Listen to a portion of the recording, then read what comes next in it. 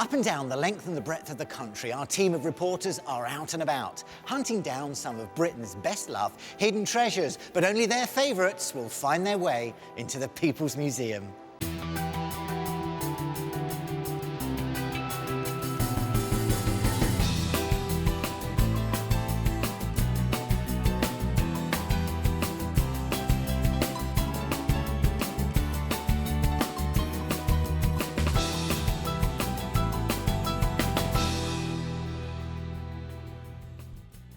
Welcome to the People's Museum, an internet museum that displays some of the best museum artefacts from all over the country and put together on display for the very first time. Our team of reporters have trawled through 80 museums all over Britain and Northern Ireland, from the smallest private galleries to the biggest national museums, in order to put together a very impressive display. So let's find out what stories we've got coming up on today's programme and which items are going to make it through to the People's Museum. And today, our reporter Jonathan Foyle will be visiting a South London museum with a nautical theme. Jules Hudson will be in Bradford for a bit of TV nostalgia. Mohini Soulé will be visiting the heart of London's Theatreland. And last but not least, our reporter Edwina Silva will be in a Liverpool art gallery to rediscover an old friend that's fallen out of favour.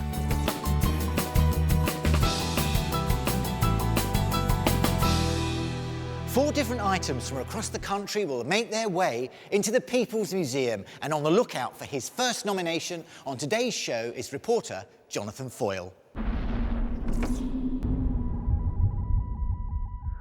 I'm surrounded by some of Britain's best-known historical monuments.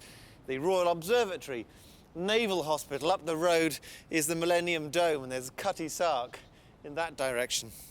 You don't need a map to tell you that today I'm at Greenwich and I'm here to see one of my favourite museums, the National Maritime Museum.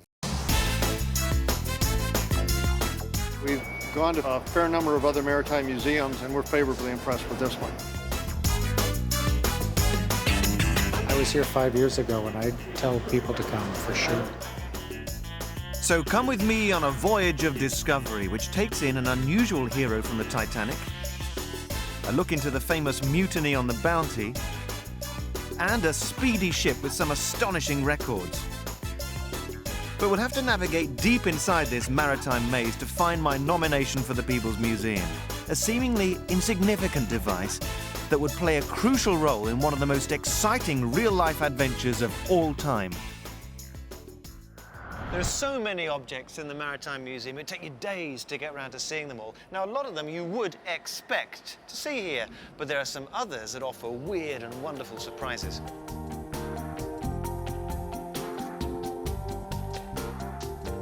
I wanted to bring you into here, the eerie Titanic room. It's one of the most popular displays for obvious reasons, because of that event in 1912 when the Titanic made a maiden voyage from Southampton to New York and was lost after hitting an iceberg. 1,500 people died that dark night. It was only as recently as 1985 that the wreck was actually pinpointed, so it still comes up with surprises for us today. In the display, there's a pocket watch that one of the passengers who perished had with him, and it's coated with grime from the sea, frozen in time. This display is altogether more cheerful. It's a ticket bought by Arthur Lawrence, a first-class passenger, who had reserved his bed on the Titanic and then had to cancel for unforeseen reasons. So in July, he sailed on the Adriatic instead. He kept the ticket, left it to his family as a token of his good fortune. But my favourite display of all in the Titanic room is this. It's a stuffed pig. What's that got to do with the shipwreck? Well, it belonged to a little girl called Edith Russell, who survived a car crash in France. She was given the toy, and she took it everywhere with her, including on the Titanic. Now imagine that little girl, absolutely petrified, standing on the side of a giant ship that's gradually listing and sinking. There is a boat beneath her. People are screaming to her to jump into the boat, and she stood there clutching her pig. Do you know what?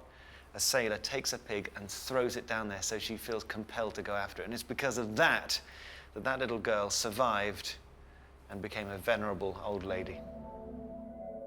Edith was one lucky little girl, but sadly, her pig isn't my choice for the People's Museum. we still have some unbelievable survival stories to discover. The National Maritime Museum is the largest maritime museum in the world. It holds a whopping 2 million objects, all illustrating the sea, ships, navigation, and all things nautical. Each one tells tales of adventure, bravery, triumph, and disaster. Take, for example, one of the most famous seafaring stories of them all, the Mutiny on the Bounty. It's been made into a Hollywood film 4 times because truth is stranger than fiction, and the truth of the Mutiny on the Bounty remains here at the Maritime Museum because Captain Bligh's objects from that fateful event are all on display. Captain Bligh and his men set off in 1789. Their mission? To transport breadfruit from Tahiti to the West Indies. The mission didn't go well, and the hot-headed master's mate led a fierce mutiny. Captain Bligh was set to sea in a small boat with 18 loyal men and a few rations of food and water. During that time, they existed off what rainwater they could collect, about 150 pounds of ship's biscuit, which they were doling out 3 times a day in proportions of less than an ounce, which he measured by this bullet weight, which is 1/25th of an ounce. So Bligh comes out of Georgian London and he's dressed up to the nines with brass buttons and he's reduced to drinking from a coconut shell. Yes, it's coconut and it's signed by him. You know, the cup I eat my miserable ration out of is written on it. And with the date, April 1789, carved into it. Amazingly, Captain Bligh navigated his small crew over 3,500 miles home to a hero's welcome. But as worthy an achievement as that was, it's not my choice for the People's Museum. Although I hope it's whetted your appetite for adventure. So strap yourself in because we've got a bumpy ride ahead of us.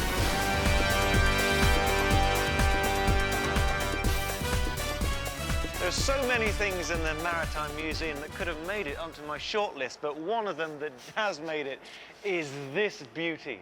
Look, she's called Miss Britain 3, and she was designed in 1933 as a challenge to a similar boat called Miss America 10. Now, the 2 boats fought it out, head-to-head contest in that year. Miss America won, but in the next year, Miss Britain was taken over to Venice, where she achieved the powerboat record of 111 miles an hour.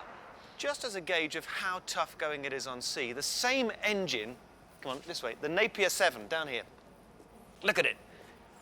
Chunky bit of kit. Stick that in a car, and what will it do? Well, in 1947, they found out when a car with one of these did 394 miles an hour, and it got the land speed record.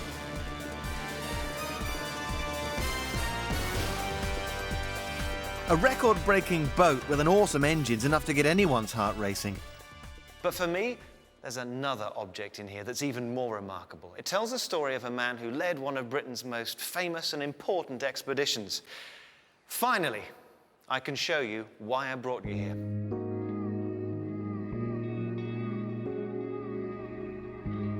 And it's this, a liquid compass. Oh, what's so great about a compass? This is all about where it's been, because that in a box is all that's best about maritime exploration and discovery. The adventure, the adversity, pulling through against all the odds, because that belonged to Ernest Shackleton, one of Britain's greatest maritime adventurers. Well, he entered the Merchant Navy as a 16-year-old boy in the days of sailing ships. And then he took part in Captain Scott's first expedition, the Discovery Expedition. The first expedition which he was leader was Nimrod, and during the course of it, he got within 97 miles of the South Pole. He would have been the first, but he turned back to make sure that he got back alive, and I think that's a wonderful decision. And he wrote to my grandmother, I thought we'd rather have a live donkey than a dead lion. Not one to be put off, Shackleton set out on the famous ship Endurance, hoping to be the first man to cross the Antarctic. And it was on this mission that a simple compass was to become a lifesaver. He sets off in 1914, just as the war is breaking out, and then his boat, the Endurance, becomes trapped in the ice in January of 1915. And they spend 9 months trapped in the boat before the ice finally crushes the Endurance and they're forced out onto the ice pack in small boats. They then have a horrendous voyage across the open sea, being battered by the pack ice until they land on Elephant Island, which is just an uninhabited lump of rock. No one's set foot in it before, and there's no hope of rescue. Shackleton and 5 other men set sail in the James Caird, this boat, 800 miles to South Georgia for a rescue. And they're at sea for 2 weeks, packed in this tiny boat. Appalling conditions, everyone's horribly seasick, thunderous seas, enormous mountainous waves. This is what saved them. This tiny compass allowed Worsley, the navigator, to get from Elephant Island 800 miles to South Georgia. He could only use it in the daylight hours, and they're coming into the Antarctic winter, so terribly short days. So he's able to take only a few readings each day, and he manages to pinpoint his way to South Georgia. Now, it's unbelievable that in that situation, Shackleton and his men all survived, except for a few lost fingers and toes to frostbite. But it's thanks to this little beauty that they all got back to Blighty and got back to living their lives again.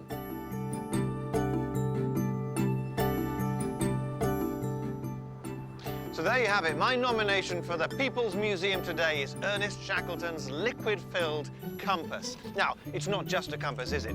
It's a symbol of the fight for life, that human instinct to preserve the flickering flame of existence. As Shackleton and his men are all huddled out there in freezing conditions, the thing is, they all make it thanks to that object. It gives us one of the great British adventure stories of all time. It's not to do with aggressive empire building, it's to do with pushing the bounds and making yourself, potentially, a sacrifice to knowledge.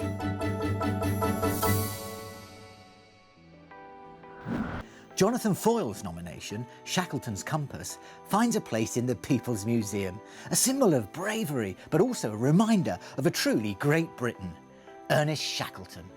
So our first item is now in place, but remember, there are 3 more to go, and with his nomination, here's Jules Hudson.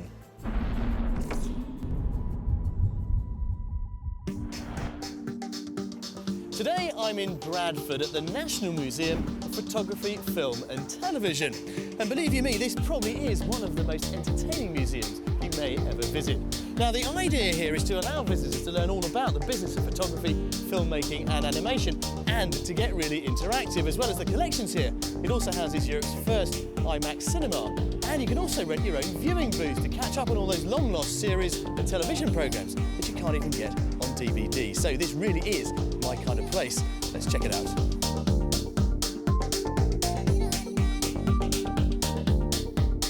Now, not surprisingly, there is a huge amount of stuff here to look at, but I'm going to start with a film award that's very close to our hearts. Then we get the chance to see some old footage, and I mean old, and then we're going to delve into the Daily Herald archives to unearth some old photos with a real historic importance.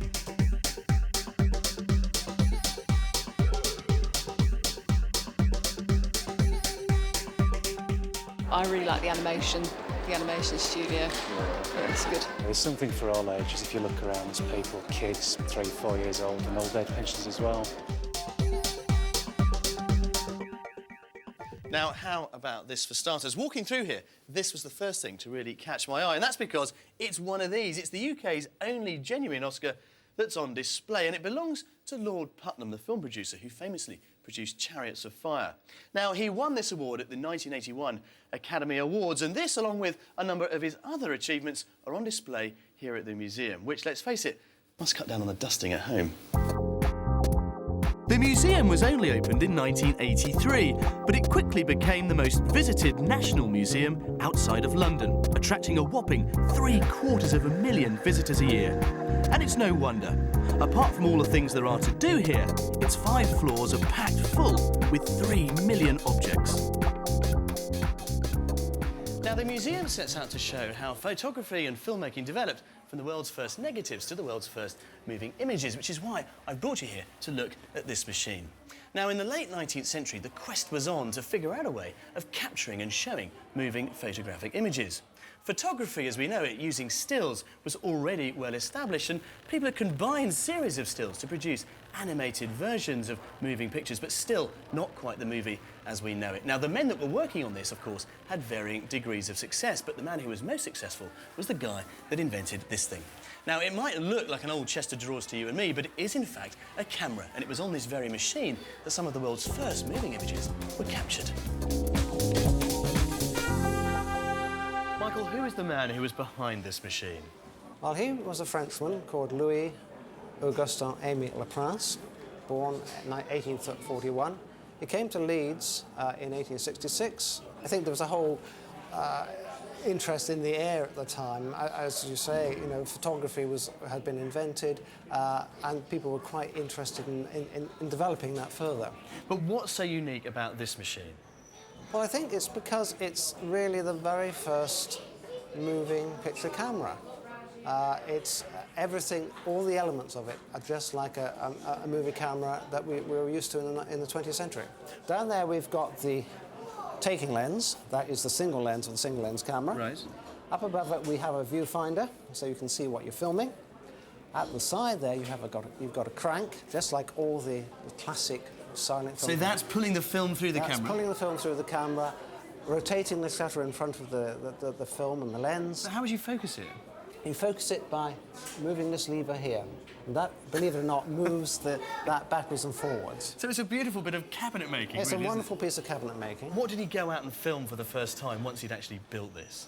Well, there are three subjects we know about, and the most famous, of course, is Leeds Bridge.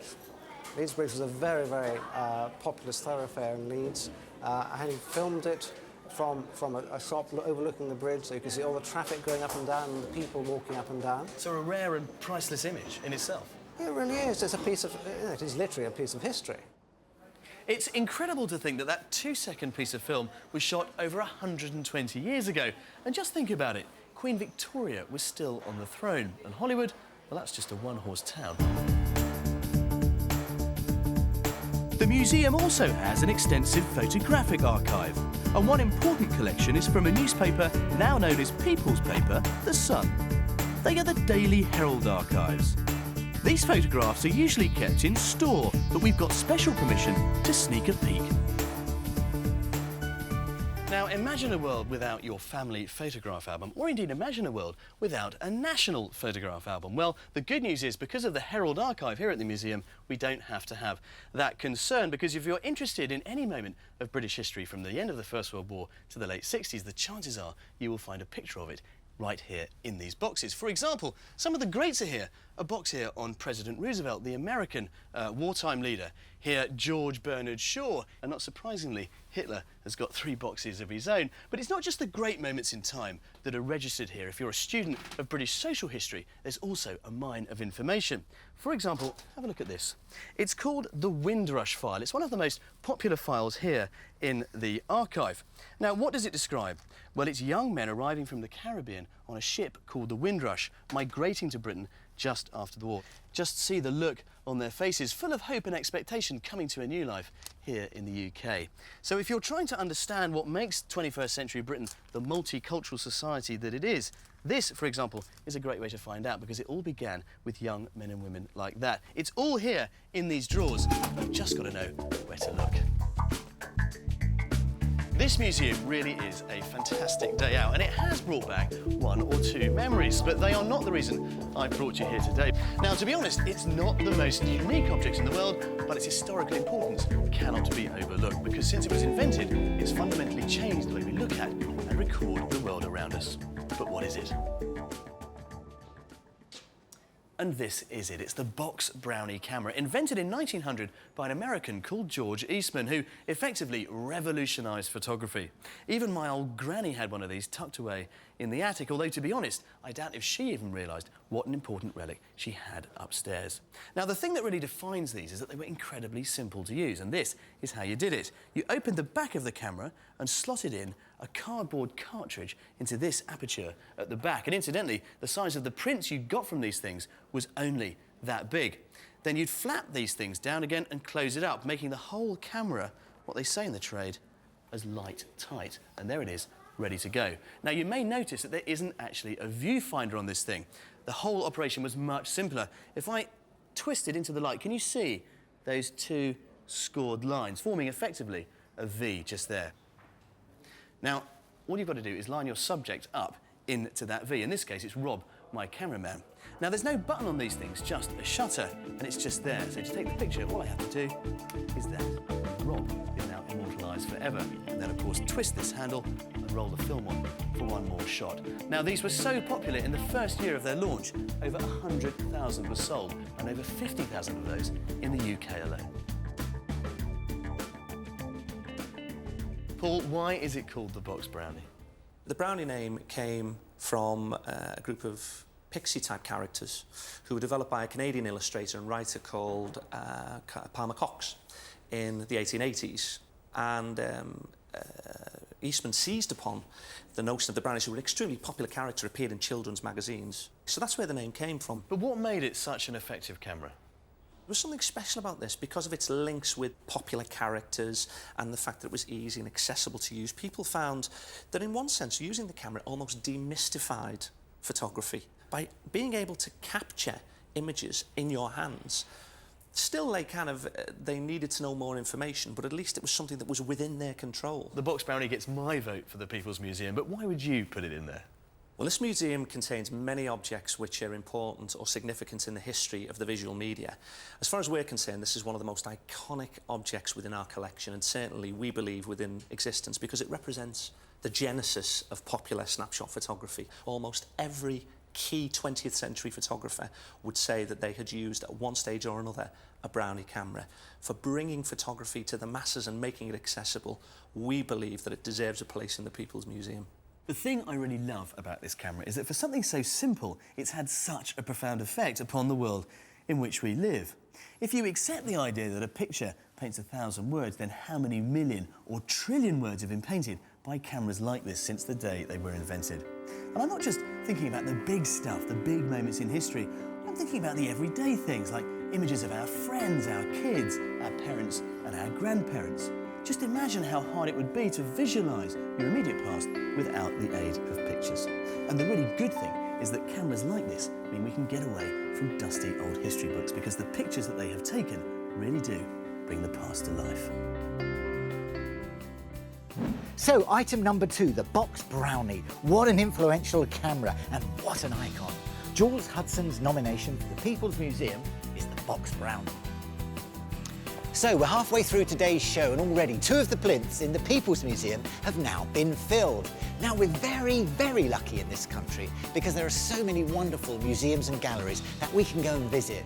And while we've been filming the series, we've been given special access to visit some of the very best. So I've taken advantage of this, and I've nipped off to see some of my favourite museums, including the National Railway Museum in York.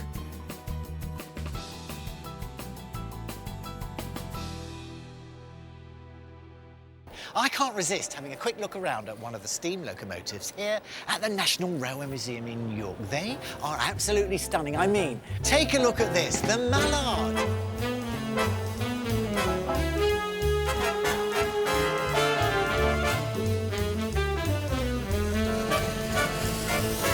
What a stunning locomotive. This has got to be the star attraction, surely. It's so streamlined, the lines are wonderful. It's fantastic, isn't it? And it's one of the most popular engines we have here in the museum. Must be. Must put a smile on thousands of people's faces. Tell me a little bit about her history. Well, this engine was designed by a guy called Nigel Gresley in the 1930s for the East Coast route from the King's Cross to Edinburgh line. They were in intense competition with the West Coast route from Euston to Glasgow for the speed of trains on that route. And what was the big deal in the 1930s was streamlining. That's why Gresley felt he had to make an engine that looked as amazing as this one. It's a unique shape. Got the look, isn't it? I love the colour as well. Yeah. Where did they get that from? Well, Gresley was a fan of Bugatti, and of course, cars, airplanes, you know, streamlining was all at that time. And this is the colour you've seen before on Bugatti on racing Bugatti cars. cars. That's right. What speeds could she do? Mallard is here because it is the world speed record holder for steam locomotives, and in 1938 it was timed at 126 miles an hour. That's as fast as a high-speed train today. That is very fast. What were the brakes like then? The brakes were pretty good, but when you're trying to stop 300 or 400 tons of train from that sort of speed, you can imagine it's quite hard work. Yeah, work that one up yourself.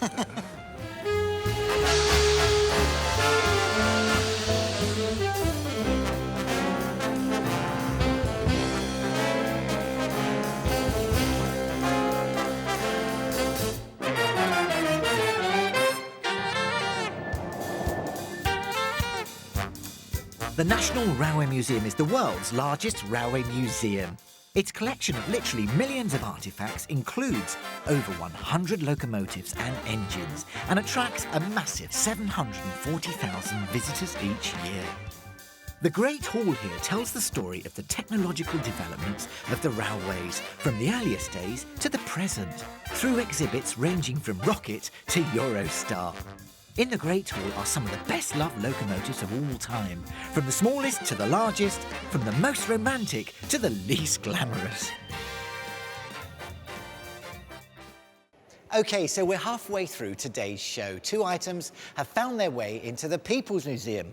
Time then to add a third. And with her choice, here's our reporter, Mohini Souley.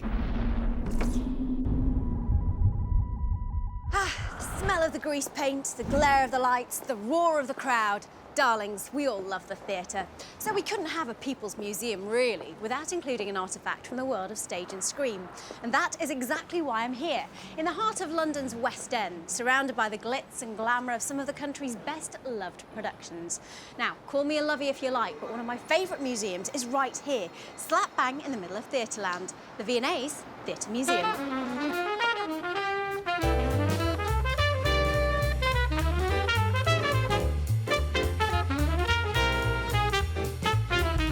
Today I'm going to be looking at a historical document without which the theatre as we know it would never have existed. I'm going to be finding out about the father of all clowns and our final treasure, a piece of history that made people sit up and listen and informed the way we think today.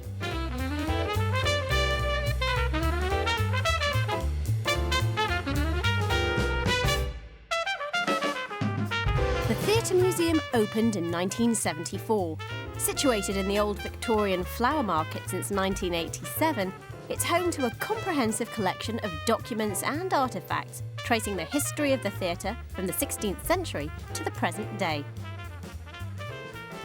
Now, as I was weighing up my choices for my nomination for the People's Museum, this old bit of paper came quite high on my list. Why? Well, without this faded piece of parchment, show business would have been no business because every single theatre in Britain owes its existence to this. You might not know it, but after the English Civil War, Oliver Cromwell's Parliament not only had all the theatres in the country destroyed, they also banned any kind of theatrical performance. Theatre was dead. In France, the future King Charles II was in exile, but whilst he was there, he did pick up a love of the theatre. So when he came back to England as king, he followed up this love of theatre and gave out 2 royal patents. One was to a man named William Davenant, who based himself at the Drury Lane Theatre Royal, and the other was to this man, Thomas Killigrew, and this is the Killigrew patent, which allowed him to put on performances at his theatre, which was based at the Lincoln's Inn Fields. The 2 theatres were so popular that more followed, until eventually hundreds of theatres sprung up all over the country, and thank goodness they did. Another possible nomination for the People's Museum could well have been this. Now, at first sight, it may look like a plain statuette of a clown, but if we were to pull apart the head, the arms and the legs, it's actually a silver-plated condiment set that was made around 1850. But it's not what it is that we're interested in, it's who it is, because this is none other than Joseph Grimaldi, the father of all clowns.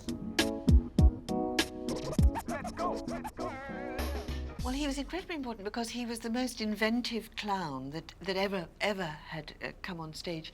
And he came on stage at a time in pantomime when pantomime featured Harlequin and not clown. He used to come on stage through the star trap.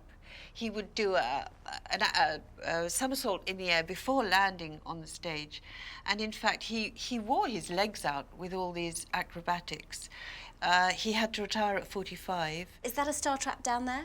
Yes, this is the last star trap they had on stage at Drury Lane. There came a point where health and safety wouldn't let them use it anymore. And so, very luckily, somebody thought of letting us have it at the Theatre Museum. So Grimaldi wasn't a clown in the traditional sense that we know it? No, he was more an acrobat and a performer. He was incredibly well loved and became known all over the country because of the prints and drawings that came out. The prints and drawings at the time, it was like a Hello magazine of the day. So people knew what Grimaldi looked like before they went along to see him on stage. Joseph Grimaldi's influence on his profession is undoubtedly long-lasting. But it's not my nomination to go into the People's Museum. The amount of showbiz memorabilia in this museum is just incredible. Behind every showcase, there's a story. I mean, this has to be the most famous dressing gown in theatre history. Imagine a dapper man, cigarette holder in hand, a distinctive voice and even more distinctive manner. I am, of course, talking about the one and only Noel Coward, and that is his actual dressing gown.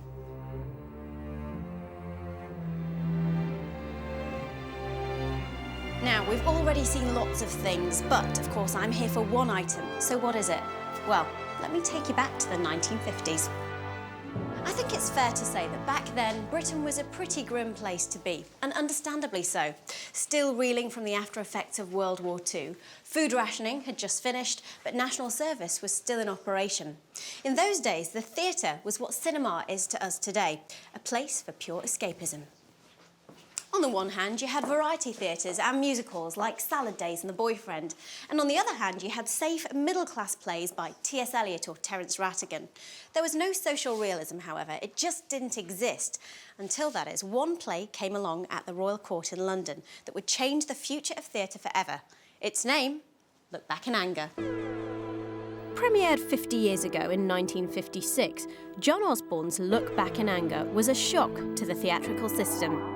It was set in a squalid flat and portrayed the frustrations and foul-mouthed rantings of Jimmy Porter, an ordinary working-class 20-something, airing his complicated relationships and giving voice to a generation.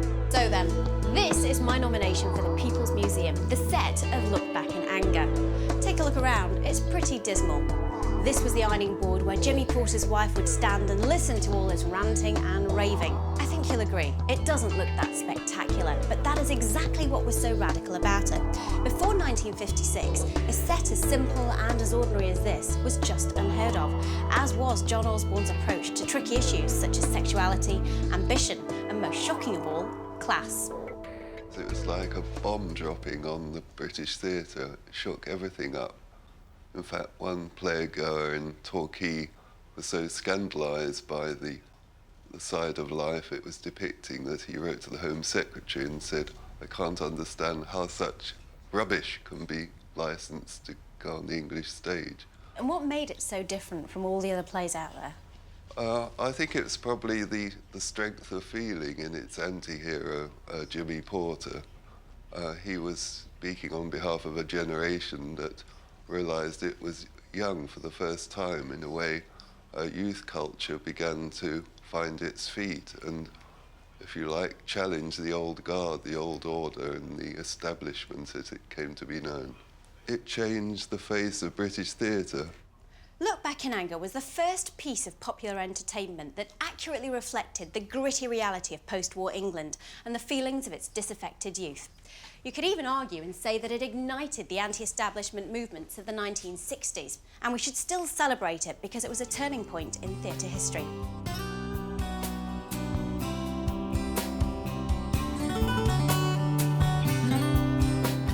So there you go.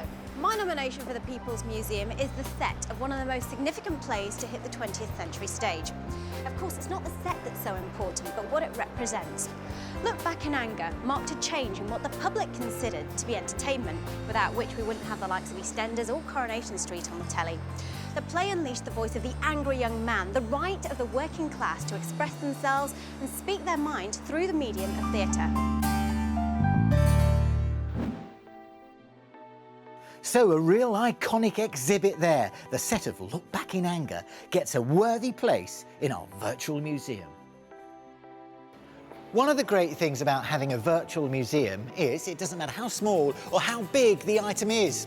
They can all fit in. And now for our fourth and final nomination of the day. Our reporter Edwina Silva has been out and about to find a very important collection.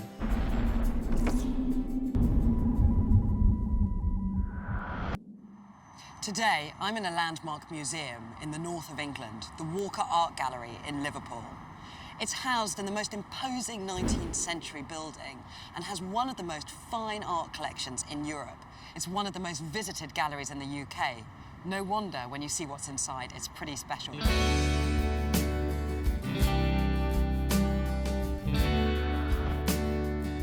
Today I'm going to be having a good look at a mystery cabinet, be finding an important pre-Raphaelite Millet painting that tells a story of lost love, and looking at a saucy statue that caused a controversy. And finally, of course, there's our star object, which will be up for nomination for the People's Museum. The Walker Art Gallery was founded back in 1873 by Sir Andrew Berkeley Walker, a brewer and alderman who offered a gallery to the people of Liverpool to commemorate his time as mayor. It's full of paintings and sculptures from the 19th and 20th century, so it's not going to be difficult to find something to nominate for the People's Museum. There's a lot of interesting paintings to see here. It was just worth seeing. But before I get to my choice for the People's Museum, there's plenty more to see. I've been given this wonderful opportunity to look closely at this magnificent piece. It really is special. It's covered all over in pieces of amber, which is very rare in itself, especially to find pieces of amber of this size. It's a cabinet, or just a sparkling thing, maybe a jewellery box, that is about 300 years old, made in a port city called Gdansk, which is on the Baltic Sea, which was the centre for amber. And it's just absolutely lovely. Surprisingly, amber is not a precious stone.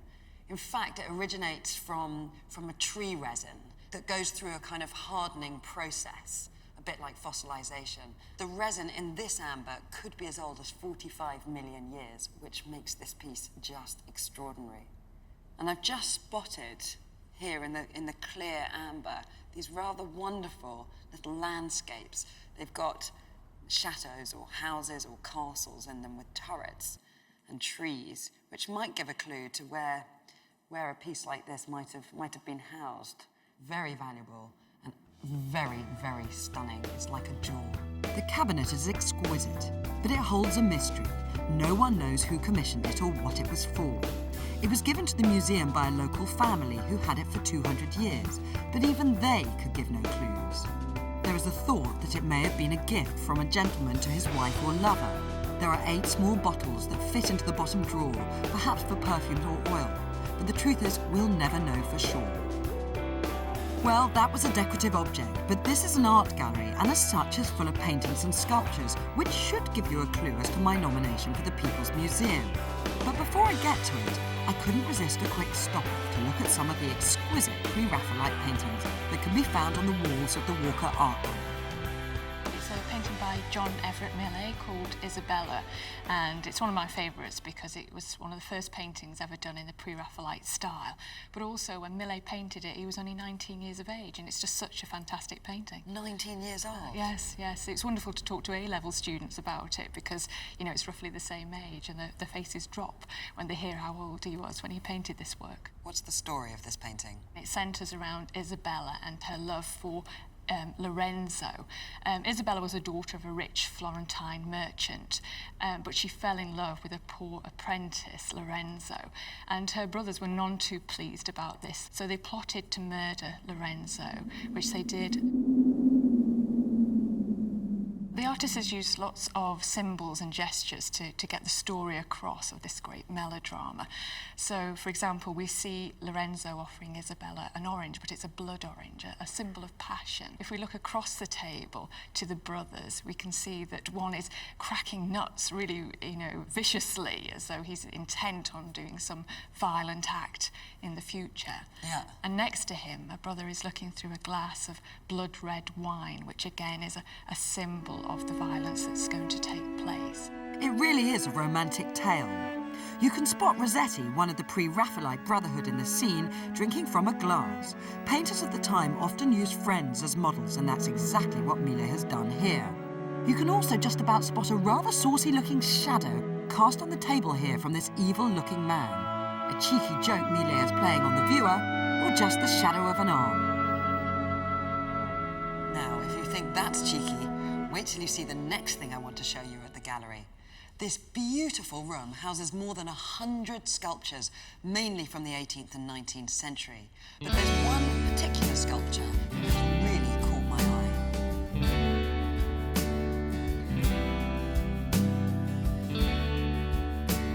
It's called the Tinted Venus and was created by John Gibson in the 1850s. He was one of the first neoclassical sculptors to actually paint his sculptures, and this was one of the first to show things like painted eyes, painted lips, and pink nipples. It absolutely scandalised Victorian society when it was shown in 1862.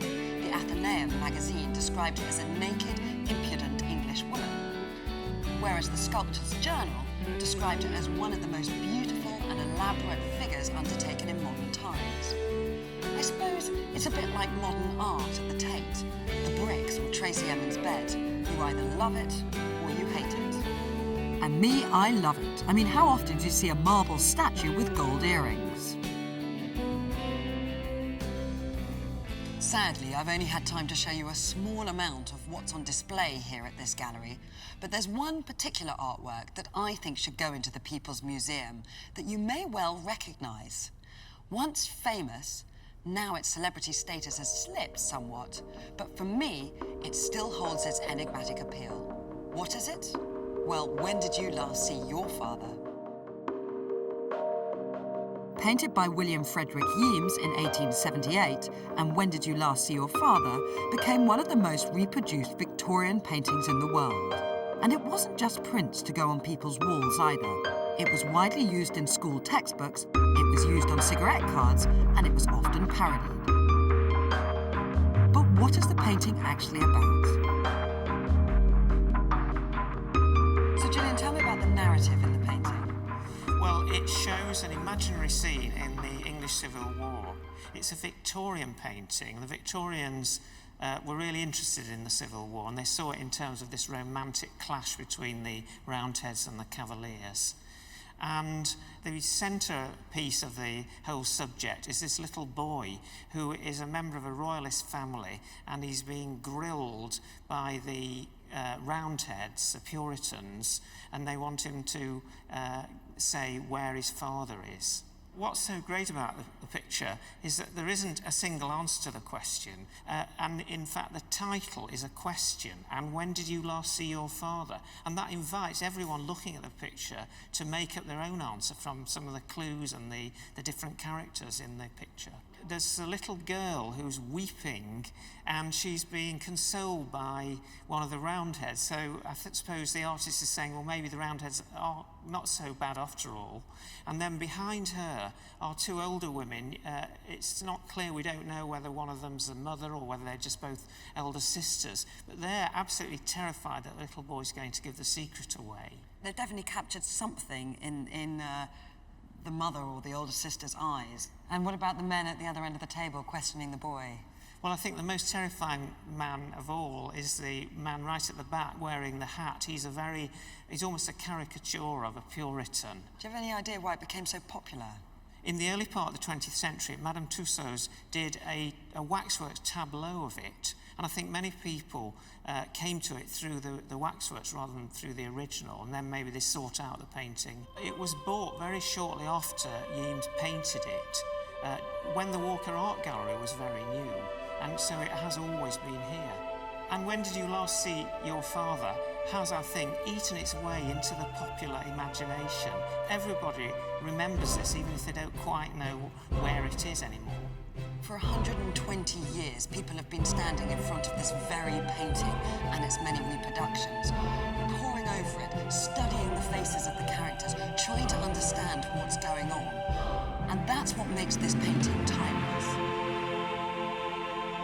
Yeames wasn't one of Britain's most famous painters, but with this one work, his masterpiece, he got just about everything right. And for many years, this was considered the perfect painting. It has drama, it has a perplexing political message, and of course, it's beautifully painted.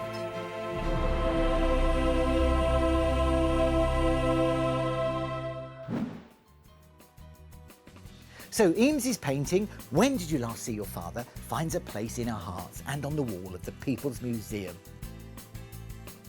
Right, that's about it from me, so until the next time, it's cheerio.